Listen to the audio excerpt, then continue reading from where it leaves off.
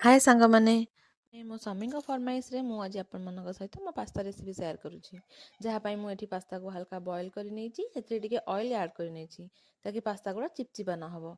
Then pasta मु मोर basic ingredient सब काटिकी रखी नहीं। जेहेतु मो स्वामी जने बहुत बड़ वेजिस लवर सो मुझे बहुत सारा वेजिटेबल्स को काटिकी रखी नहीं। आउ हाँ आपण मैंने चाहिए आहरी वेजिटेबल्स ऐड करेंगे कि किसी स्किप करेंगे जोटा आपन को पसंद। तो मो पाखे आहरी किसी वेजिटेबल्स थिला बट मुझे आड करने को भूली जाइए किंतु आपण मैंने टमाटो को पास्ता रे ऐड करने को केबे भी भूलिबेनी बिकॉज टमाटर जो फ्लेवरटा थाए सेटा पास्तार टेस्ट को आहरी एनहांस करिथाए।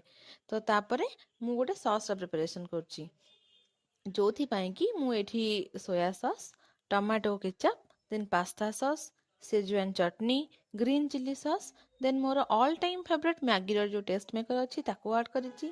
देन पास्ता मसाला टिके रेड चिली पाउडर जोटा कि ऑप्शनल अच्छी आपन चाहेले ऐड करि परिबे कि स्किप करि परिबे। देन ब्लैक पेपर पाउडर जोटा कि मस्ट यूज करिवे आउ सेथिरे अल्प टिके पानी ऐड करिकि साइड रे रखि नेछि। तापरे जो वेजिटेबल्स को फ्राए करी ताकू देखिए जमती हल्का ब्राउन कलर रही आसीबो। देन सेथिरे प्रिपेयर करके रखिथिबा सॉस को ऐड करिवे। देन हाफ बॉयल कि जोटा बॉयल कर रखिथिबा अपन जो पास्ता को ताको ऐड करिकि टिके गोळेई नेबे। देन रेडी हे गला मोर हरा भरा पास्ता। वीडियोटी जदि भल लागिथिबो देन लाइक शेयर आउ सब्सक्राइब करिया को बिल्कुल भी भूलिबेनी। रहिली टाटा।